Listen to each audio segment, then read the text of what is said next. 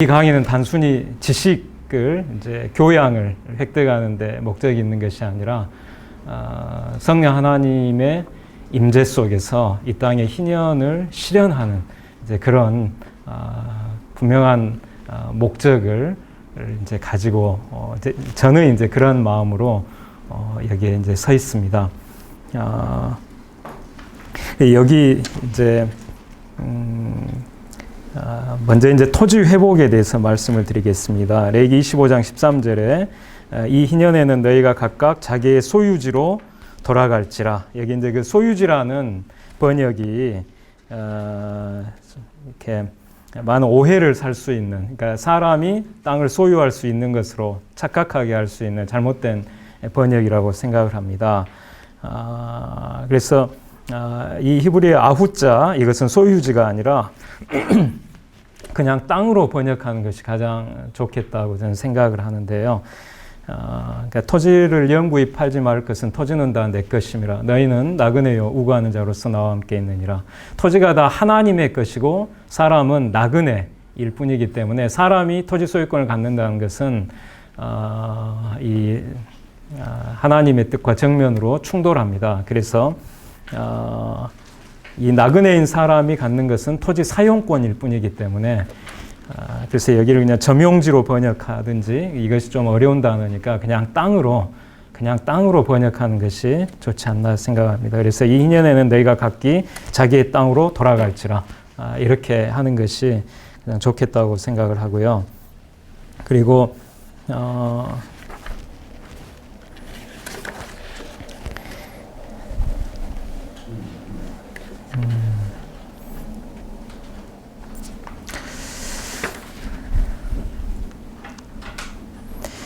제가 이제 빠른 속도로 읽는 게 좋겠는데요. 제 영상 때문에 조금 그렇긴 하지만은 제가 여기 이 자리에 참석하신 분들의 이해를 위해서는 이걸 읽는 게 좋을 것 같습니다. 밑에서 두 번째 문단인데요.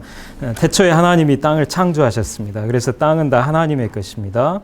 어떤 물건이든지 그 물건은 그것을 만든 사람의 것이듯이 땅은 그것을 창조하신 하나님의 것입니다. 사람은 땅을 단 한 평도 창조하지 않았습니다. 사람은 단지 하나님의 땅에 사는 나그네에 불과합니다. 하나님만이 유일한 지주이십니다. 그리고 사람은 하나님께 땅을 빌려 사는 나그네일 뿐입니다. 그래서 나그네인 사람이 땅에 대해 갖는 권리는 토지 소유권이 아니라 토지 사용권일 뿐입니다. 한 세대는 가고 한 세대는 오되 땅은 영원히 있도다.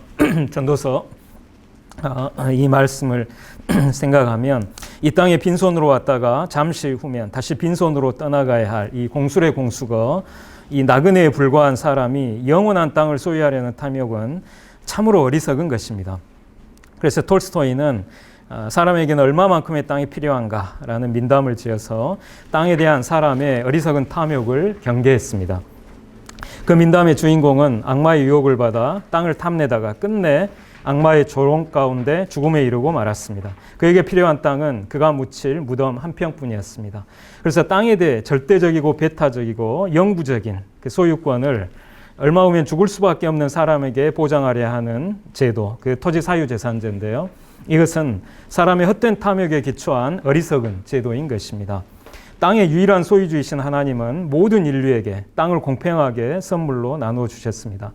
하나님은 모든 사람에게 토지 평등권을 주셨습니다. 만민의 토지 평등권은 천부인권인 것입니다.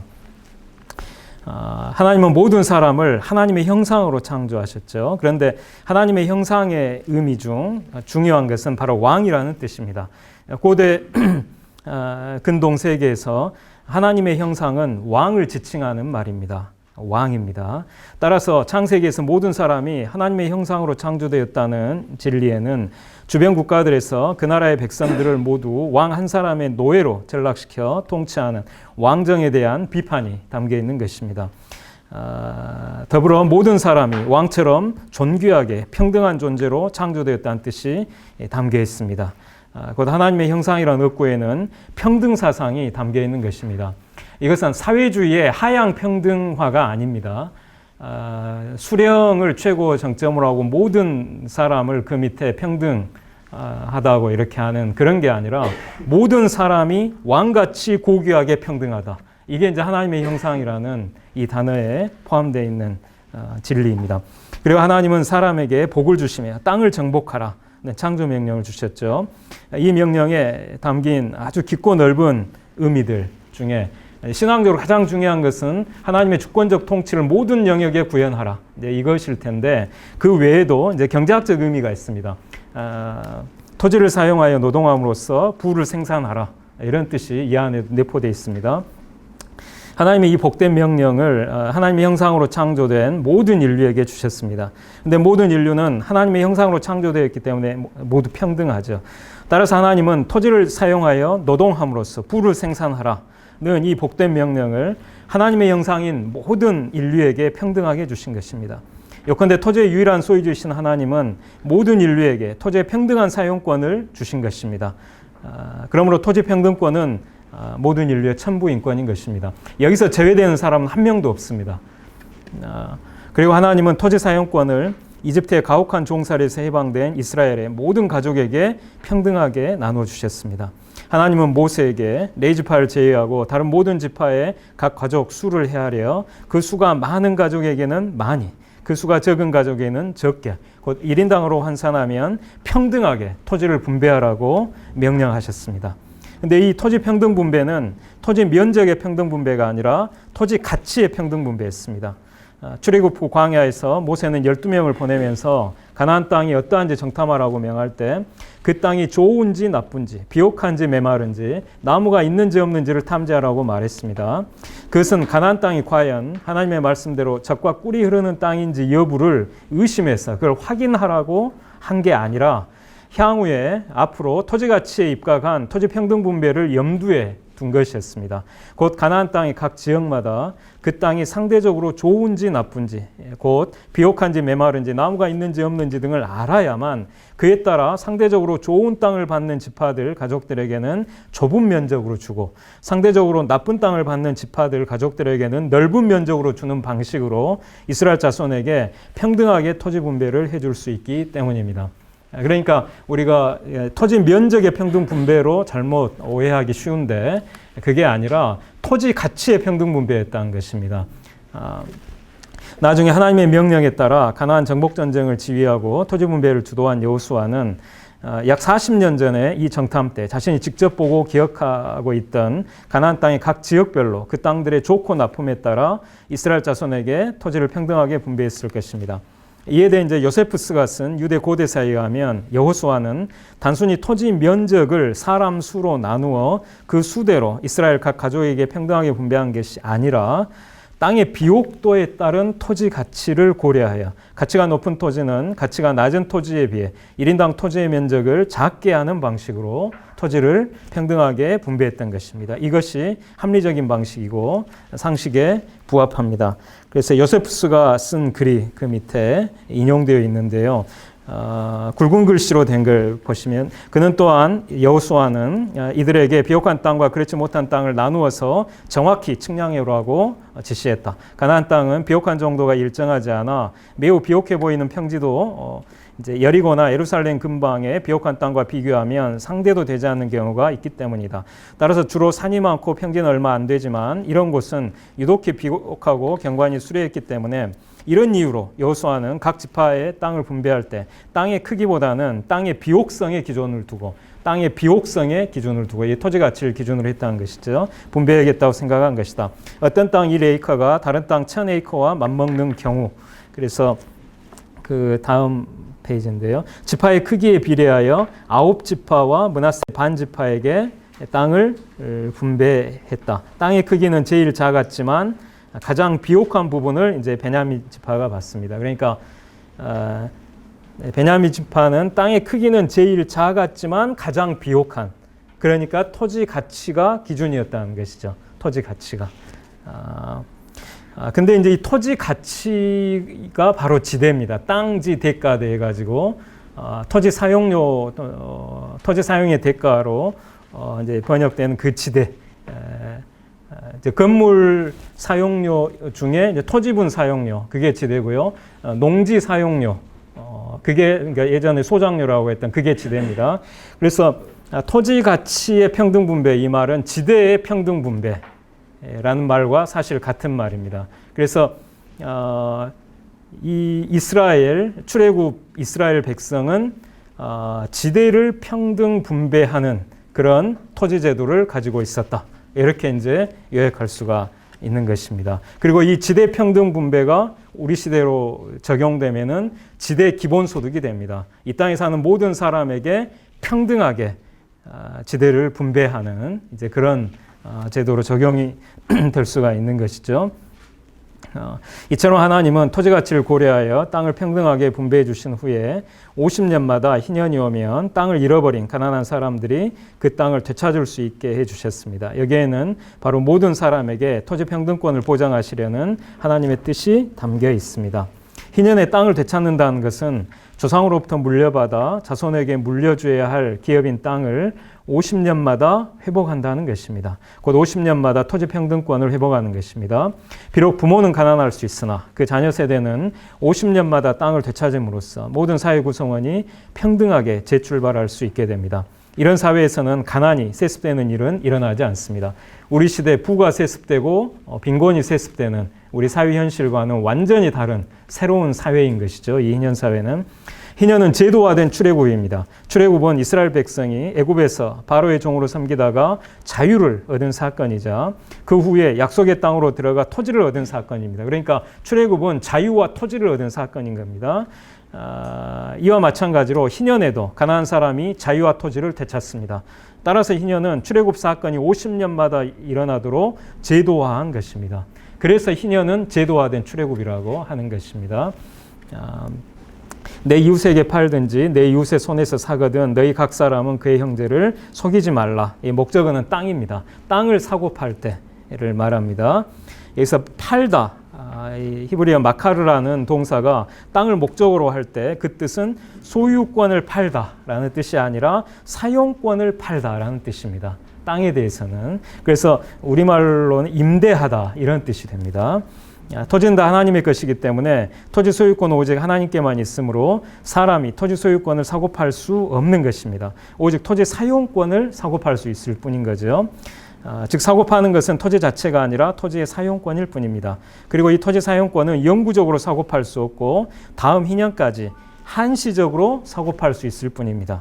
따라서 희년이 오면 토지 사용권을 사고 판 계약 기간이 종료되기 때문에 토지 사용권을 판 사람이 이제 토지를 되찾는 것이죠. 여기 속이지 말라는 말씀이 거듭 나오는데요. 그 본뜻은 압제하지 말라는 것입니다. 여기서 속이다로 번역된 히브리어 야나는 압제하다는 뜻이 기본 뜻이에요. 압제하다. 압제하지 말라 그 뜻입니다. 그럼 땅의 사용권을 사고 팔 때 누가 누구를 압제하기 쉬울까요? 부자가 가난한 자를, 강자가 약자를 압제하기 쉬울 겁니다. 부하고 강한 자들이 가난하고 약한 자들을 압제하지 말라는 것입니다. 근데 이것은 우리 시대 언어로 표현하면 시장의 모든 것을 절대적으로 맡겨야 한다는 시장 근본주의에 대한 비판을 이제 내포하고 있습니다. 예컨대 흉년이 들었을 때 가난한 사람들이 견디지 못하고 생존을 위해서 땅을 팔려고 내놓아 일시적으로 많은 땅이 시장에 나올 수 있는데 이처럼 땅의 공급이 크게 증가하면 땅의 가격이 폭락할 겁니다. 그런데 이 시장 가격에 따라 부하고 강한 자들이 가난하고 약한 자들로부터 땅을 헐값에 사들이는 것은 바로 압제하는 것입니다.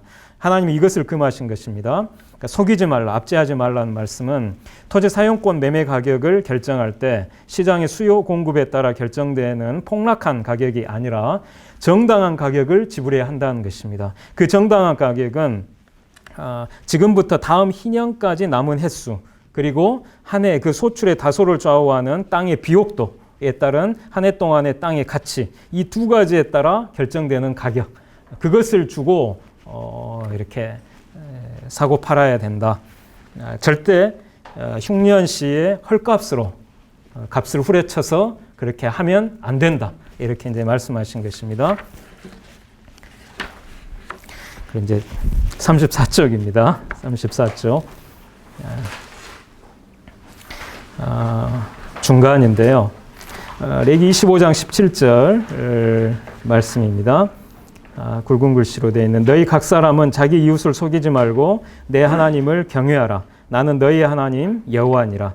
하나님을 경외하라는 말씀은 여기 토지법에서뿐만 아니라 대부법, 주택법, 에서도 반복됩니다. 그러니까 너는 그에게 이자를 받지 말고 내 하나님을 경외하여 내 형제로 너와 함께 생활하게 하라. 여기도 내 하나님을 경외하라는 말씀이 나오죠.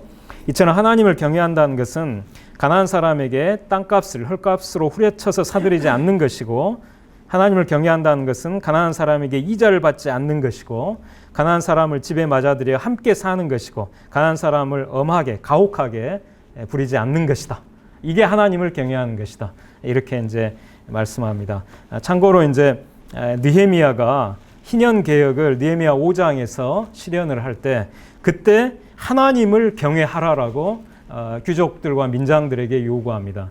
반희년적인 악행을 자행하고 있던 지도층에게 하나님을 경외하라고 이야기하면서 빼앗아갔던 그 땅들과 집들 가난한 자들이 다 돌려주고, 이자 받아갔던 것 원금까지 다 탕감해주고, 그리고 노예로 끌고 갔던 가난한 사람들의 자녀들 다 돌려보내라. 그걸 얘기하면서 하나님을 경외하라고 얘기를 하거든요. 그래서 이 레기 25장과 느헤미야 5장은 하나님을 경외하는 삶이 무엇인지를 아주 중요하게 이제 담고 있습니다. 토지를 영구히 팔지 말 것은 토지는 다 내 것임이라. 너희는 거류민이요 동거하는 자로서 나와 함께 있느니라. 토지를 영구히 사고 팔지 말아야 하는 이유는 토지는 모두 하나님의 것이요 사람은 토지 소유자가 아닌 거류민 동거자일 뿐이기 때문입니다. 토지를 영구히 사고 팔지 않아야 하는 법을 주신 목적은 토지는 모두 하나님의 것이요 사람은 토지 소유권을 주장할 수 없는 거류민 동거자일 뿐임을 명확히 하고 이스라엘이 잊지 않고 기억하도록 하기 위한 것입니다. 토지는 다 내 것임이라 이 말씀하고 내가 너희에게 주는 땅이라는 말씀이 이제 어떻게 조화될까요? 바로 토지 소유권은 하나님께 여전히 있고 단지 토지 사용권을 이스라엘 백성에게 주셨다는 겁니다. 그래서 내가 너희에게 주는 땅이라는 이 말씀을 오해해가지고 우리에게 토지 소유권을 넘겨주셨구나 이렇게 오해하면 안 됩니다. 토지 소유권은 오직 하나님께만 있고 우리에게 토지 사용권을 주셨다 이렇게 해석하는 것이 맞습니다. 하나님이 이스라엘에게 주신 것은 토지 소유권이 아니라 사용권인데 그 의미가 바로 기업이란 말에 이제 담겨 있습니다. 기업. 그래서 신학적으로 이스라엘 백성은 본래 그들의 것이 아닌 땅을 하나님으로부터 기업, 나할라라고 하는데요. 기업으로 받은 것으로서 이스라엘 백성은 땅을 매매하는 등의 아무런 권한도 땅에 대해 행사할 수 없다. 땅에 대한 처리 권한은 전적으로 여호와 하나님에게만 있다. 포세이라는 신학자는 이러한 나할라의 의미를 중세시대의 영주가 충성된 종에게 하사하는 일종의 봉토로 해석한다. 나할라를 봉토의 의미로 이해한다면 여호와로부터 부여받은 나할라는 후손들에게 계속 유전되는 것으로 다른 사람에게 양도될 수 없으며 나할라를 통하여 이스라엘은 여호와와 특별한 관계를 맺게 된다. 이제 김지은 박사가 쓴 이제 논문에 이게 이제 잘 이렇게 정리가 되어 있습니다.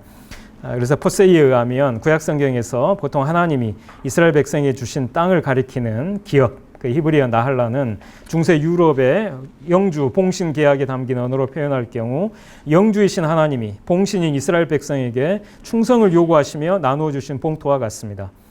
또한 이것은 영주 봉신 계약과 그 의미에서 비슷한 고대 근동의 종주, 속주 계약에 담긴 언어로도 표현할 수 있습니다.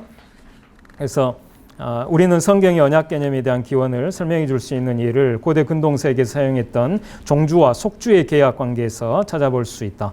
바빌로니아의 느부갓네살과 유다의 시드기야, 아시리아의 살마네셀과 사마리아의 호세아 등이 실제적으로 종속관계 계약을 맺고 있었으며 하나님과 아담, 여호와와 이스라엘, 여호와와 유다 왕들의 관계가 종주와 속주의 관계를 맺고 있었으며 성경은 이 관계 속에서 역사의 흐름을 기술하고 있다.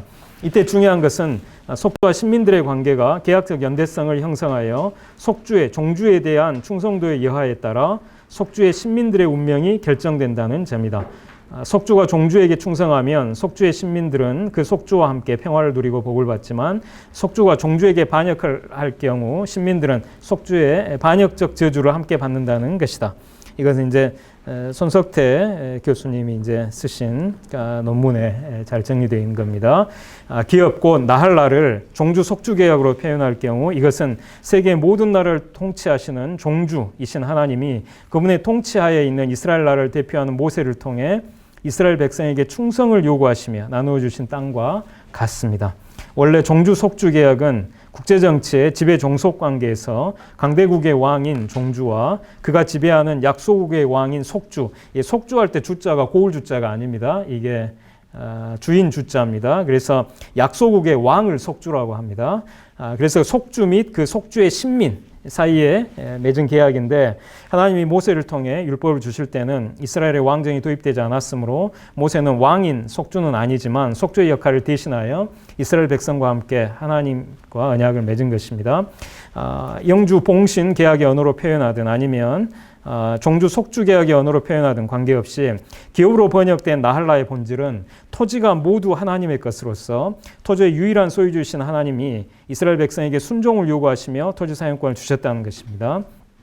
따라서 이스라엘 백성이 하나님의 말씀에 순종하여 바쳐야 할 11조와 각종 헌물은 모두 하나님으로부터 땅을 기업으로 분배받아 사용하는 차지인, 소작인인 이스라엘 백성이, 땅을 빌려 쓰는 이스라엘 백성이 토지의 유일한 소유주이신 하나님께 드리는 지대라고 할 수 있는 것입니다. 11조와 각종 헌물 곧 지대는 하나님의 말씀을 따라 이스라엘 백성이 공유했습니다.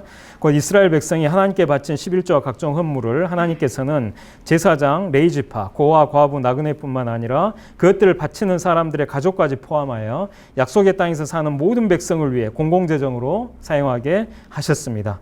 이스라엘 백성이 지대를 공유했다는 사실에 대해 11조를 예로 들어 설명하면 이렇습니다. 11조를 하나님께 바치는 제도의 근본 정신 는 땅이 하나님의 것이라는 사실을 고백하는 것입니다. 하나님은 토지의 참다운 소유자이므로 토지 산물의 일부를 하나님을 위하여 성별하여 바치는 것은 당연한 것입니다. 토지 소산의 10분의 1이 여호와의 것이라고 한 것은 토지가 여호와의 것이라는 사실을 일깨우기 위함입니다. 구약옥에는 세 가지 11조가 나옵니다.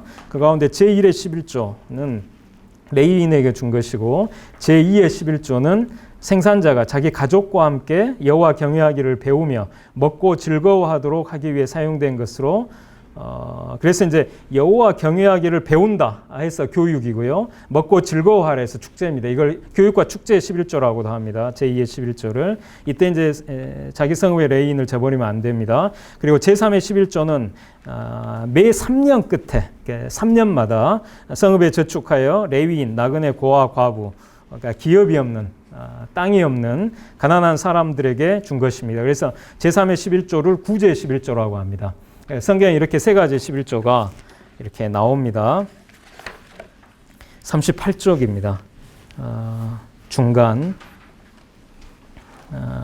11조가 한 가지였든 두 가지였든 세 가지였든 관계없이 11조는 모두 공유되어 이스라엘 공동체 공공 목적을 위해 사용됐습니다. 그럼 이 세 가지 11조가 과연 공유된 것인지 살펴보겠습니다. 먼저 제1의 11조를 모두 제사장을 비롯한 레위인에게 주는 것이 왜 이스라엘 공동체가 공유하는 것이 될까요? 그것은 성과 속이 구분되지 않았던 구약시대에 레위인은 이스라엘 공동체의 공공 업무를 수행한 공무원이었기 때문입니다. 레위인은 하나님을 섬기는 일꾼이자 또한 하나님의 백성을 섬기는 일꾼으로서 이스라엘 공동체의 공공 목적을 위해 종교적인 임무와 세속적인 임무를 모두 수행했습니다. 예컨대 레위인은 율법을 공식적으로 가르치고 율법의 정식 사본을 보관하는 등 종교적인 임무를 수행했을 뿐만 아니라 레위인 가운데서 다시 구별된 제사장은 부지 중 오살한 자를, 그러니까 실수로 사람을 죽인 자를 감호하고 그 도피성에 이제 감호하죠. 그리고 위생 방역을 하는 등 세속적인 임무도 수행을 했어요. 위생 방역이라고 하면은 나병 환자가 발생했을 경우에 그걸 격리시키고 그 의복이 심하게 오염됐으면 불태우고, 만약 집이 그 균으로 오염되어 있다고 판단되면 집을 허무는 그런 위생 방역관의 역할까지 제사장이 했던 겁니다. 이처럼 제사장을 포함한 레위인은 종교적이고 세속적인 그 공공 업무를 모두 수행했기 때문에 그들이 받은 제1의 11조는 바로 이스라엘 공동체 공공 업무를 수행하는 공무원들에게 지출된 공공재정이었던 것입니다. 다음으로 제2의 11조, 즉 교육과 축제의 11조를 생산자가 자기 가족 또 레위인과 더불어 여호와 경외하기를 배우며 먹고 즐거워하도록 하기 위해 사용하는 것이 왜 이스라엘 공동체가 공유하는 것이 될까요? 그것은 여호와 경외하기를 배우는 교육의 목적, 또 먹고 즐거워하는 축제의 목적이 모두 이스라엘 공동체의 공공 목적입니다. 그런데 이와 같은 공공 목적을 위해 제2의 11조를 사용했기 때문에 그래서 이 지대를 공유했다고 하는 것입니다. 마지막으로 제3의 11조를 레위인, 나그네, 고아, 과부에게 주는 것이 왜 이스라엘 공동체가 공유하는 것이 될까요? 왜냐하면 이들은 사회적 약자의 대명사로서 이들에게 주는 11조는 우리 시대에 사회적 약자를 위해 지출되는 이스라엘 공동체 공공재정, 사회복지재정이라고 할 수 있기 때문입니다. 이처럼 이 세 가지 11조는 모두 하나님의 말씀을 따라 이스라엘 공동체가 공유하여 공공 목적을 위해 사용했습니다. 각종 헌물도 마찬가지입니다. 이스라엘 백성이 하나님께 바친 각종 헌물을 하나님은 이스라엘 공동체의 공공 목적을 위해 사용하도록 공유하게 하셨습니다. 요컨대 토지는 하나님의 것입니다. 이스라엘 백성의 것이 아닙니다. 이스라엘 백성은 하나님의 땅에서 살아가는 거류민에 불과합니다. 거류민에 불과한 이스라엘 백성은 결코 토지 소유권을 주장할 수 없습니다. 토지 소유권은 오직 하나님께만 있습니다. 그런데 토지의 유일한 소유주이신 하나님이 이스라엘 백성에게 가나안 땅을 기업으로 나누어 주셨습니다. 그래서 이스라엘 백성이 하나님께 바친 11조 각종 헌물은 땅을 기업으로 나누어 받은 토지 사용자들이 땅의 유일한 소유주이신 하나님께 바친 지대입니다. 그리고 이 지대를 하나님은 이스라엘 공동체가 공유하여 공공 목적을 위해 사용하게 하셨습니다.